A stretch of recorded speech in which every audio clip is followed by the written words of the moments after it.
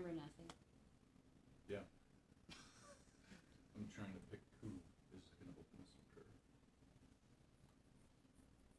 Magumi, would you mind?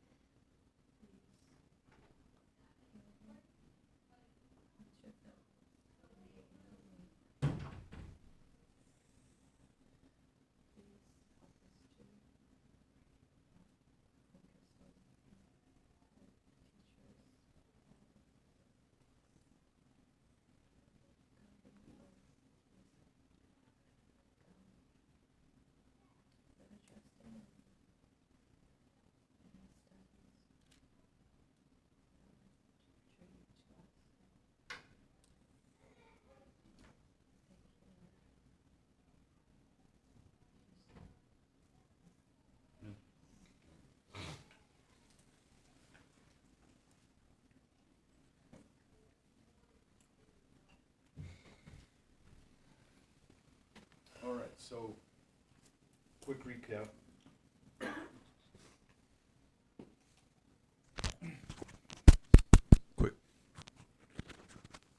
Quick recap. So we're about coming up on 300 AD in Rome. Diocletian has established the Tetrarchy, so which is essentially a co-rulership between Diocletian, Maximian, Constantius, and Maximinus.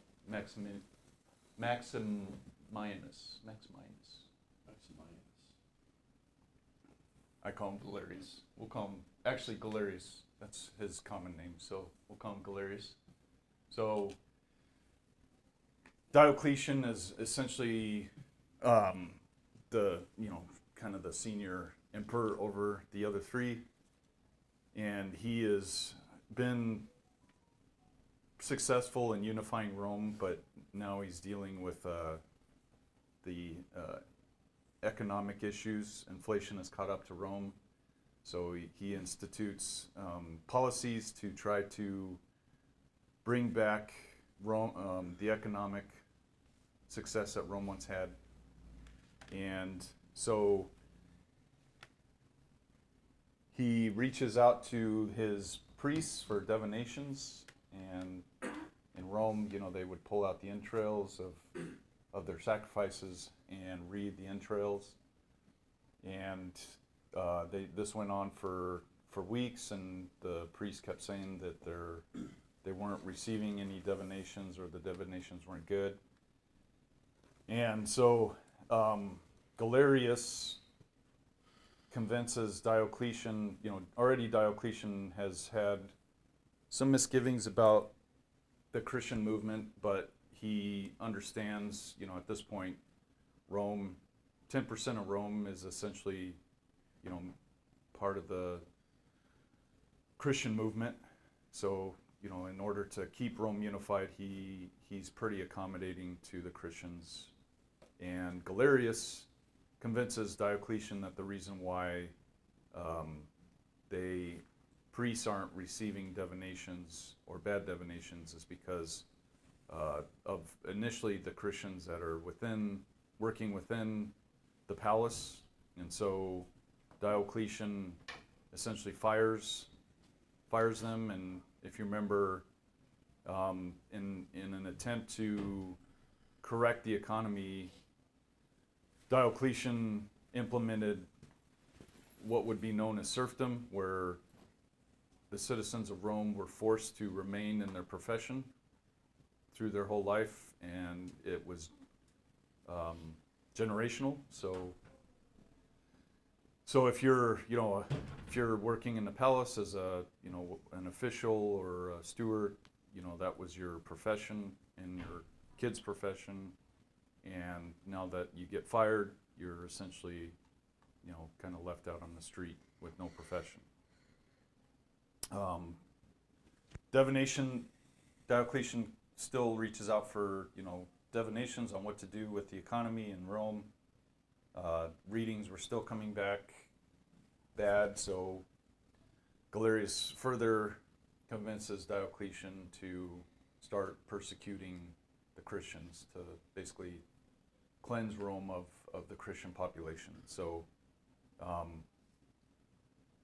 one has to ask, well, why was Galerius so intent on destroying Christianity? So at this point, the Christians had been pretty well established within Rome.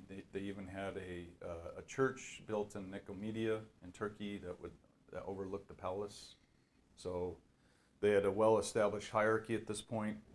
And so, the religions that Rome dealt with were, the Christians and then the pagan cultists. And the pagan cultists weren't really a threat because they weren't as organized and well-funded as Christianity or the Christian movement. So Galerius saw the Christian movement as a threat to the status quo of the rulership in Rome. They were a well-funded organization, as from his viewpoint. They were 10% of the population, which seemed more to them because that population was more centered in the heavily populated cities, so it had an appearance of being more than 10%. And so essentially Galerius had it out for the Christians because he wanted to protect the status quo of Rome. And the Christians were seen as a threat to this. So it was really entrenched power making a preemptive strike against a potential rival. He thought that, ultimately the Christian movement could overtake, positions of rulership within Rome. So in 302, due to the continued failure of divinations from the priests and supposed disconnect with the gods, Galerius convinced Diocletian that the gods were angry at Rome for tolerating the Christians. And in 303, Diocletian let Galerius and his hardliners off the leash, ordering the church in Nicomedia to be burned to the ground, including all the scripture housed within the church. And so Galerius essentially went out into the east and started massacring Christians, burnt them alive, burnt them on the stakes.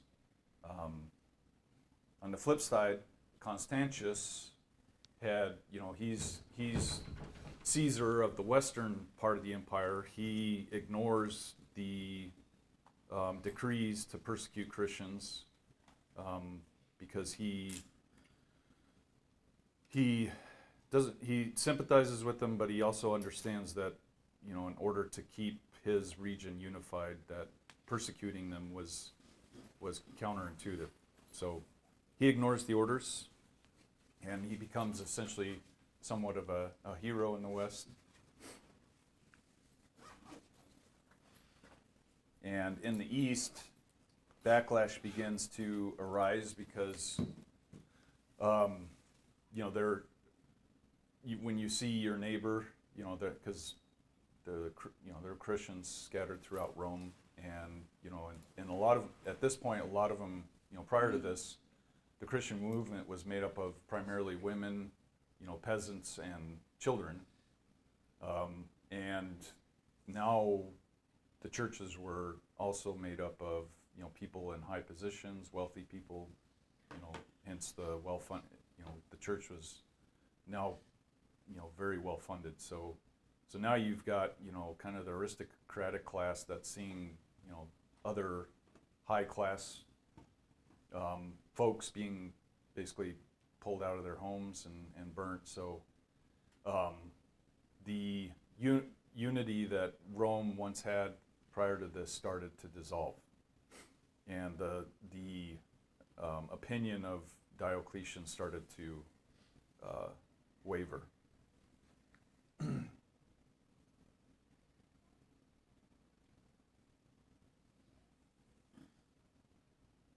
So in 303 AD, the success of Diocletian essentially came to an end due to the extreme persecutions and an illness that would plague Diocletian for 8 years, and it would come to a close, he would come close to dying multiple times until 311, when he finally would succumb to his illness.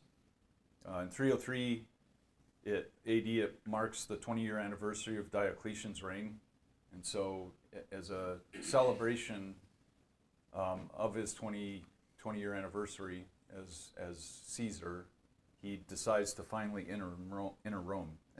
Up to this point, he has never stepped foot in Rome.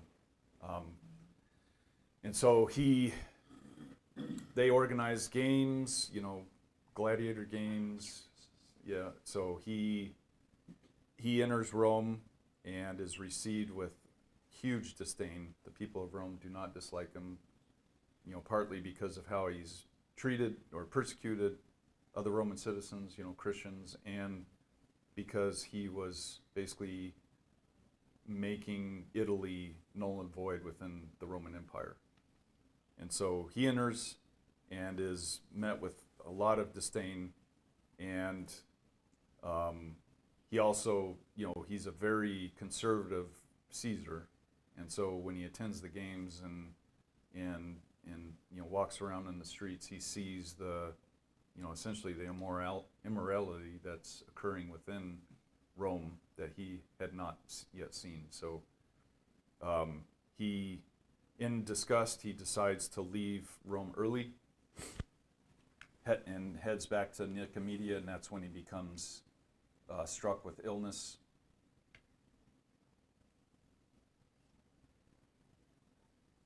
And he's laid up for essentially a year and a half.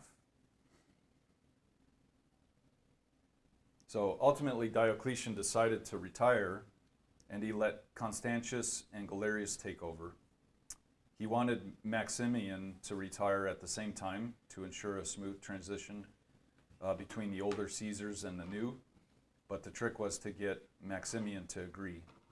Maximian was not at all in favor of stepping down, but due to his absolute dedication to Diocletian, he agreed to step down. So in 305 AD, both Diocletian and Maximian voluntarily stepped down as emperor, and Diocletian moved to modern-day Croatia and started a cabbage farm. So the challenge now was to pick 2 new replacements while ensuring the tetrarchy continued to work together. So Diocletian thought the best way to do this was to pick random men who were not part of any lineage, but of the current emperors. And so he had forgone picking Constantine and Maxentius, who was Maximian's son. And so instead he picked 2 Roman generals who were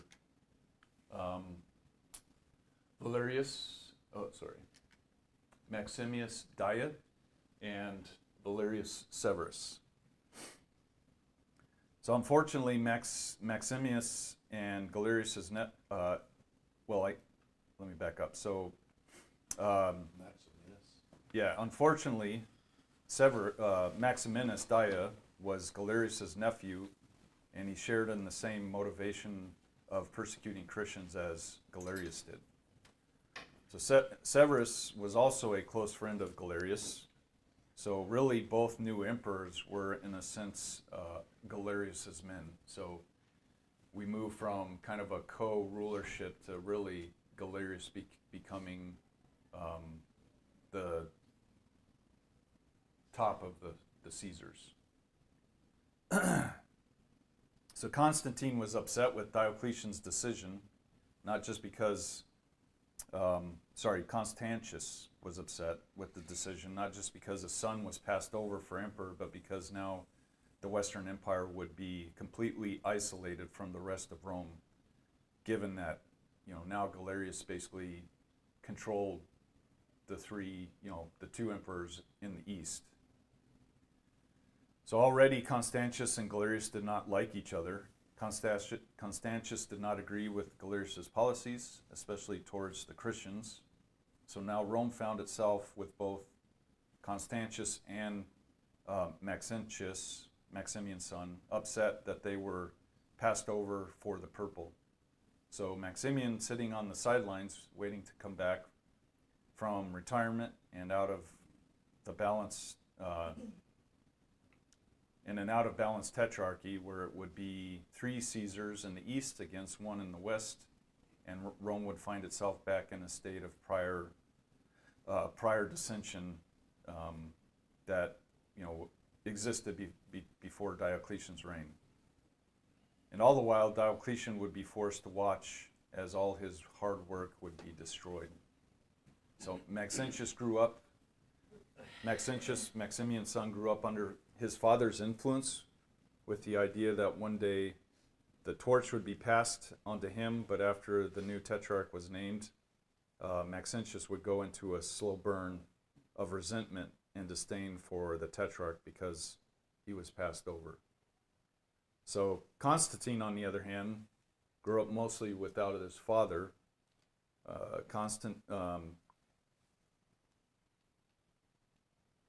And so he became very close with his mother, Helena. So as a teenager, he was surprised to learn that his father had married the daughter of Maximian, who is Theodora.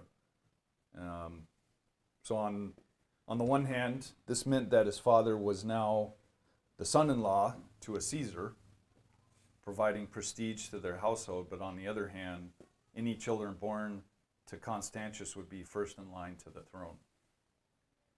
So despite Constantine's worries, his father never disavowed him and instead did everything he could to promote Constantine's education and career and declaring him his rightful heir. So when Constantius became Augustus, a 20-year-old Constantine was taken in under Diocletian, supposedly to learn the ways of the imperial court, but also historians suggest he was a hostage of sorts, ensuring Constantius would work with Diocletian, given that the tetrarchy was new and the fact that Constantius's popularity in the West and in Britannia was growing and could be seen as a threat to Diocletian. Constantine was made a soldier and served along the Danube, which is the river that runs along the southern part of Germany, and also served in Syria. So once Constantine entered as a soldier, it was clear that he was brave, intelligent, athletic, personable, and a natural leader. So because of this, from Galerius' point of view, Constantine was someone to be feared and viewed as a threat. After Diocletian's retirement, Galerius kept Constantine in the east under close supervision, despite the many letters of petition from Constantine to return to his father in the west.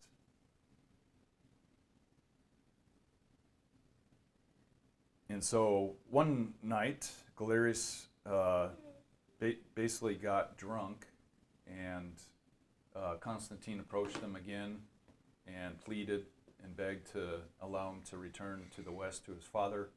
And in his drunkenness, Galerius agreed, so Constantine essentially packed up that very night and fled west, in fear that once Galerius got sober again, he would realize he made a mistake and would pursue Constantine.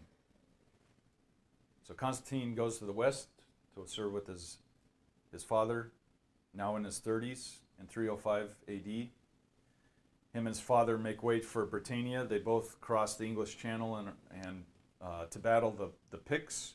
So the Picts are a confederate of Celtic tribes that are to the north of Hadrian's Wall. Excuse me. Immediately following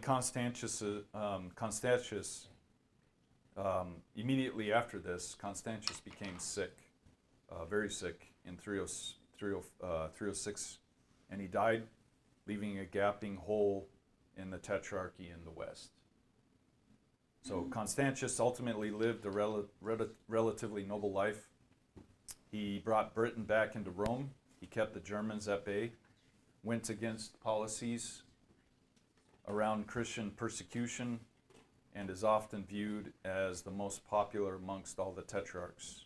So he ruled for 13 years. So upon Constantius's death, the Western army elevated Constantine as Augustus. So Augustus really means you have Augustus is like, up until this point, Augustus was a, essentially emperor. And now, once Diocletian became emperor, he reorganized the Caesar Augustus role. And so Augustus meant you were the kind of the head emperor, and Caesar meant you were kind of the lower emperor. You ruled underneath the Augustus. So essentially, the Western army labels Constantine as Augustus, the top dog. Obviously, this does not go over well with Galerius, so he sent Constantine sends Galerius a letter in an attempt to convince Galerius that he had nothing to do with the army setting him up as Augustus, and was forced to take the position. Galerius didn't believe a word of it and went into a rage, especially because he knew it would take a full-scale civil war to dislodge Constantine from his new position. So he chose to cool down and sent a letter to Constantine accepting him into the Tetrarchy as Caesar, not Augustus, to the west. So this is the point that Constantine becomes Caesar and enters into the Tetrarch. Maxentius, on the other hand, down in Rome, was stewing on this new development because now he was the only one left out of the ascension, not helping matters. The Senate was also looking for someone to carry them back into relevancy, and so they put their support behind Maxentius and stoked his resentment. By the end of 306, Rome itself was on a boiling point of revolution. Eventually, it was pushed over the edge after Severus implemented a tax increase on all Rome's. Up until this point, Rome itself, the city, was exempt from any taxes. So Severus implements a tax, and he also decided to abolish the Roman Praetorian Guard altogether. So the most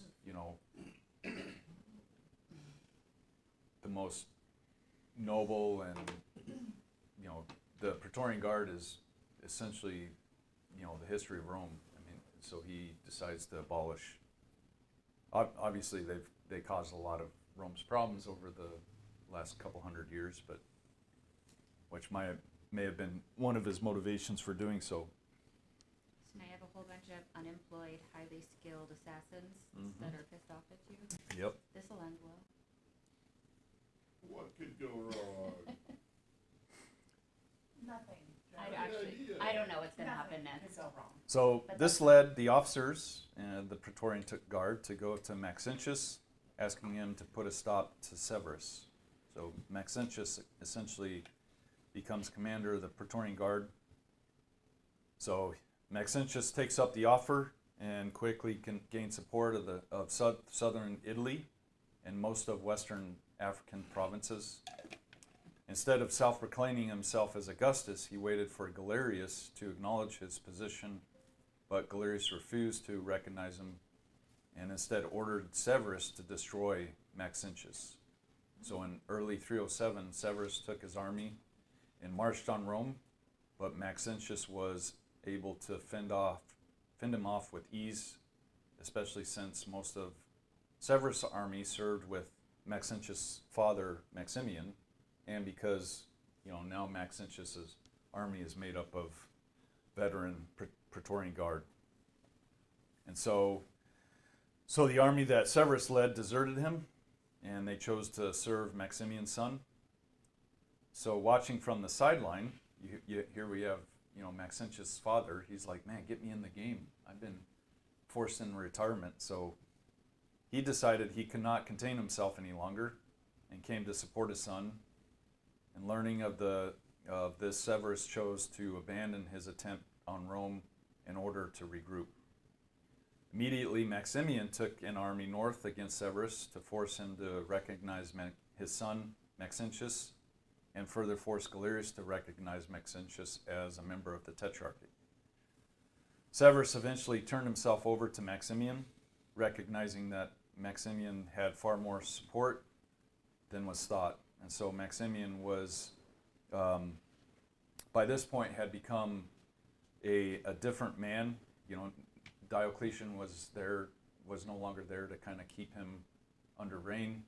And so instead of honoring Severus's surrender, he had him executed.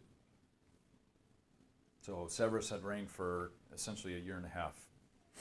So Maximian thought his action and the support he mustered would force Galerius to support Maxentius, but instead Galerius gathered his army and marched against Maximian.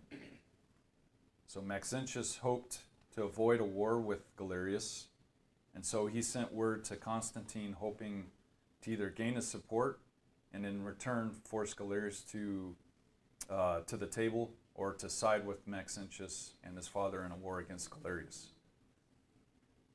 Constantine decided to play the long game, saying he would only support Maxentius through neutrality and would not enter the fight on either side so long as Maxentius offered his sister Fausta to Constantine, which would bring Constantine into the Herculean dynasty and giving him leverage over Maxentius.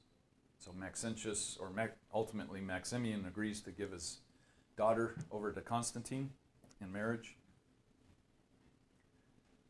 And so they marry, and Maximian names Constantine Augustus.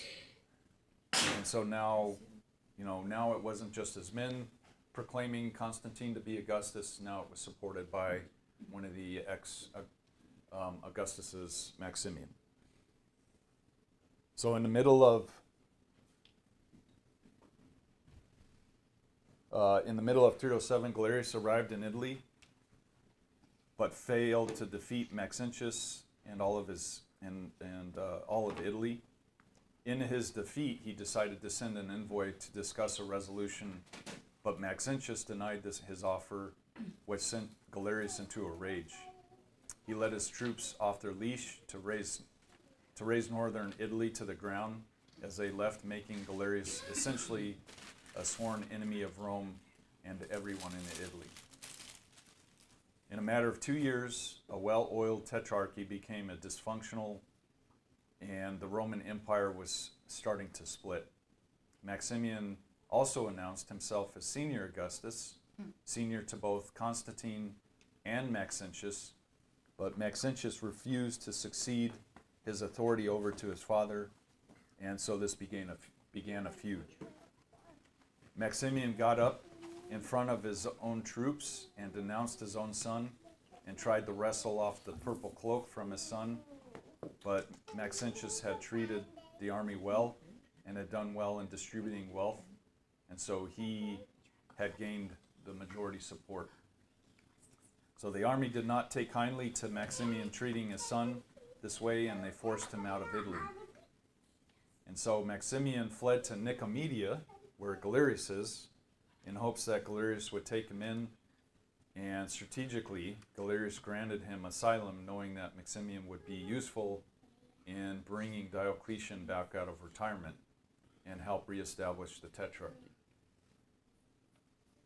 So in 308, Diocletian agreed to meet with Galerius and Maximian, but Diocletian tried to convince Maximian that if he saw the magnificent cabbages that Diocletian was growing, that Maximian would choose retirement again. And so he convinced Maximian to re-enter retirement, And at the end, it was agreed that Diocletian would remain in retirement as well, and which would allow Galerius to stay Augustus of the East, and to take essentially take the complications of Maximian's presence out of the equation. Was that a metaphor? What's that? Cabbage? Cabbage? They ate well.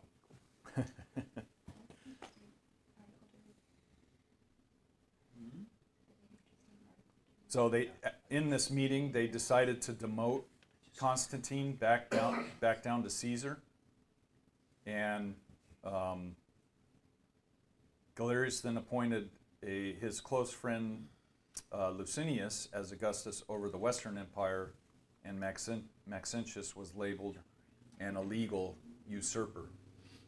So after the proclamation of the meeting was announced, both Maxentius and Constantine became furious.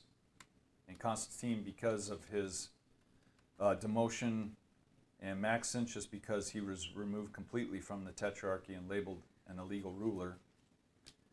Constantine simply ignored Galerius' announcement and continued on being Augustus, knowing there was little the East could do, and Daia followed suit by doing the same. So Daia in the East, sees Constantine basically ignoring Galerius' orders, so he's like, well, I'll do the same. I'll make myself Augustus. So Constantine understood that Maximian was not content in remaining in retirement, so he enlists Maximian, his father-in-law, to lead an effort in southern Gaul, which is southern France, and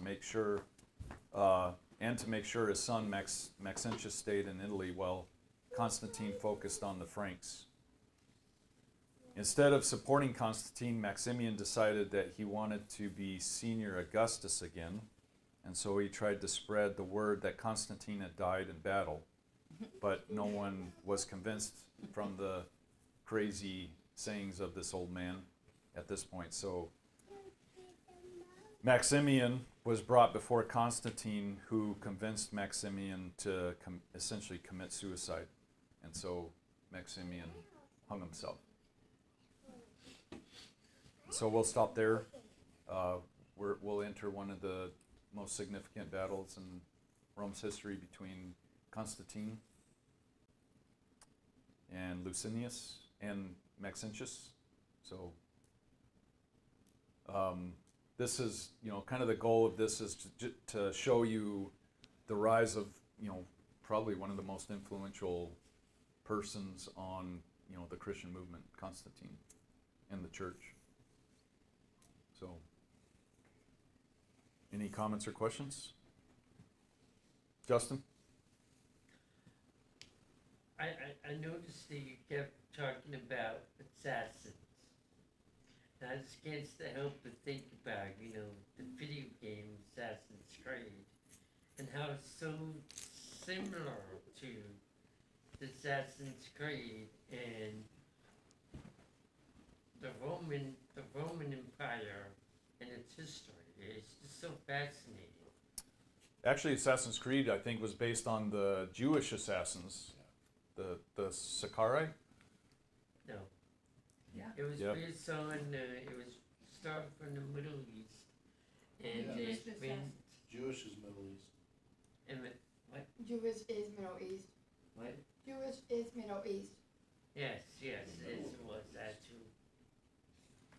They were in Egypt too as well. There's a bunch of variations of the game. That's Yeah. Yeah, I mean, they took it to different time periods. There's like a pirate one. Is there? Yes, there is. Yes. I There's think an today's American lesson one. most closely aligns with the Real Housewives of Caesar. Yeah. Drama. There's Oh, a yeah. lot happening. Yeah. I'm gonna start a rumor he died. Yes. You They're farm always terrible cabbages. assassinating. What? Cabbage sacks. They always have That's well-known it, characters, distraction. being well-known historical figures, being the Templars. I always think that's fascinating how they do that. I like how they all have variations of the same name. So it's like Yeah. Maximinus. Obviously, anything with Max in it is It's like- really, really important. one Valerius. one named Tom, one named Tommy, one named Thomas. yeah Tom. So Valerius for Maxentius and Constantine is a recognition that they were adopted by Diocletian when they took up the title of Augustus. Constantine, is that the one that, turned to Christianity? Yeah, that's we're getting up to that point. Yep. Because there was another Constantine before, correct? Constantius was his father. He's the first Constantine. Constantine the Great. So with all this drama going on between all the leaders across the east and the west of the Roman Empire, during all this time, the Christians in the east are still getting persecuted. Yes. And the ones in the west are just being left alone. Yep. Yeah. And yeah, they already looked favorably on Constantine. Is there like a migrate? Like if I was in the east and I hear it's good out west, I feel like I would move. Is there some sort of migration away from persecuted areas, or do we know? We don't really know. guess it'd be I hard mean, to there keep is track. indications that obviously they left Turkey because Turkey was a huge gathering place for Christianity, and a lot of them moved west to France. That's why a lot of we'll see our history, stems out of France and Germany. So, but yeah, I don't know. I mean, I imagine they dispersed from there, given that heavy of persecution. There's also quite a few in Africa. Justin? It is kind of ridiculous when people just want to fight over wetlands there's, over what it is that wetlands there's, I mean, it was like that, I mean, since this time period, wetlands there's, who's better or who's worse. I mean, you kind of don't see it too much in this time period, but a little bit, but not too much, I mean. Yes, since humans have been humans, we have fought each other for power and place. Well, yes, and then also it goes back to, you would fight over something as small as, like when during the 1800s with Abraham Lincoln, That wasn't small. there was the war between the South and the North because of slavery and the fact that, the African Americans and they wanted to end slavery. And that was one of those things. Yeah. Marginalization and people being different, it's just really absurd. I mean, honestly. Can't people just see we're all human beings and we're treated the same? What's up with all this fighting? Not the same. Knock it off. That's Justin, what I think. Joe, we are the same, we're just What? different. Justin. lead the Sorry. My apologies, I'll stop. Hopefully that doesn't make you upset. Otherwise, you'll always be upset. Oh no, it doesn't make me upset. Okay. I just think we need more peace. Agreed. So at this point of history, getting into Constantine, are we close to like the Dark Age, like getting into the Dark Ages? No. As far as like, still, no? No. Okay. I think we have at least a few hundred more years. Yeah. Okay. We'll quickly go through that period though. All right. Is that it? That's all I got. Break.